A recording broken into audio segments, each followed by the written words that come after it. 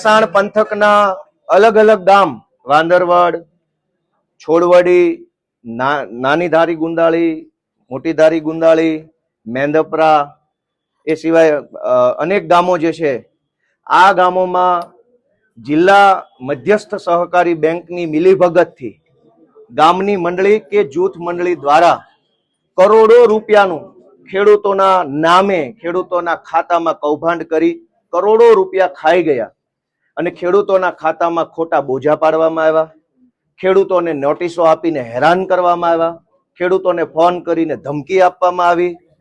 જે પૈસા ખેડૂતોએ ઉપાડ્યા જ નથી, જે પૈસા ખેડૂતને મળ્યા જ નથી, જે પૈસા લેવા માટે, જે ધિરાણ લેવા માટે ખેડૂતોએ ક્યારેય અરજી જ નથી કરી, એવા રૂપિયા કરોડો રૂપિયા ઉપાડી લઈ કરોડો રૂપિયાનું કૌભાંડ કરીને ભેસાણ પંથકના અલગ અલગ ગામડાના ખેડૂતો સાથે જિલ્લા સહકારી બેંકની મિલીભગતથી ગામની મંડળીએ મોટો અત્યાચાર ને મોટો કૌભાંડ આચર્યું હતું.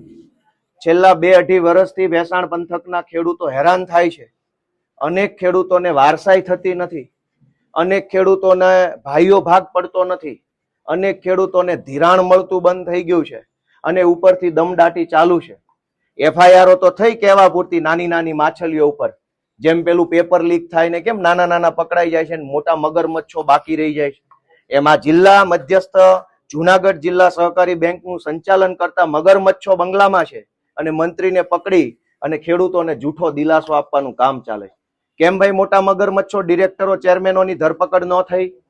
જે ખેડૂતની શાખ 3 લાખ રૂપિયા હોય, જે ખેડૂતની જિલ્લા મધ્યસ્થ સહકારી બેંકે નક્કી કરેલી શાખ જ 3 લાખ રૂપિયા છે, એને 8 લાખનું ધિરાણ કેવી રીતે મળ્યું?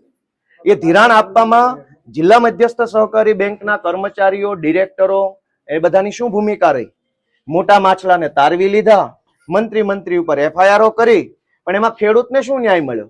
ખેડૂતના ખાતામાં તો આજે બોજો છે, ખેડૂત પાસે તો આજે ઉઘરાણાની નોટિસ ચાલુ છે, ખેડૂતને તો આજે તે ધિરાણ મળતું બંધ થઈ ગયું. એફઆઈઆર થઈ કે ન થઈ, પણ ખેડૂતનું શું? ખેડૂતને તો કોઈ ફાયદો ન થયો. તો આજે ભેસાણ પંથકના તમામ ગામના તમામ ખેડૂતો સાથે રહીને ખેડૂતોના વકીલ તરીકે અમે આજે જુનાગઢ જિલ્લા મધ્યસ્થ સહકારી બેંકની અંદર રજૂઆત કરી છે. અહીંયા જે સીઈઓ સાહેબ હતા એમણે અમારી વિસ્તૃત રજૂઆત સાંભળી છે અને અમને એને સરકારી જવાબ જે આવતો હોય એ રીતની બાંહેધરી આપી છે. અડધો આરોપ રજિસ્ટ્રાર ઉપર નાખ્યો છે કે રજિસ્ટ્રાર આની અંદર સામેલ છે ને એ કાર્યવાહી કરશે, કંઈક ખર્ચા અધિકારી ઉપર આરોપ નાખ્યો છે. તો આ રીતે આજની રજૂઆત થઈ છે. મને આશા છે, વિશ્વાસ છે અને હું વિનંતી પણ કરું છું કે જુનાગઢ જિલ્લા સહકારી બેંક જે છે એ ખેડૂતો સાથે ન્યાય કરે, કેમ કે ખેડૂતોને પૈસા ઝાડ ઉપર નથી ઉગતા. લોહી રેડે, પરસેવો રેડે, આખું ઘર ખેતરના તડકામાં તપે, રાતના અંધારામાં સિંહ કે દીપડા જેવા હિંસક પ્રાણીઓના જોખમ સામે ખેતી કરે, ત્યારે 2 લાખ કે 5 લાખ કે 10 લાખનું ધાન પાકે છે, ત્યારે જણસ આવે છે. મફત પૈસા નથી આવતા. બેંકમાં બેઠેલા સાહેબોનો પગાર મફત આવતો છે, ખેડૂતના પૈસા મફત નથી.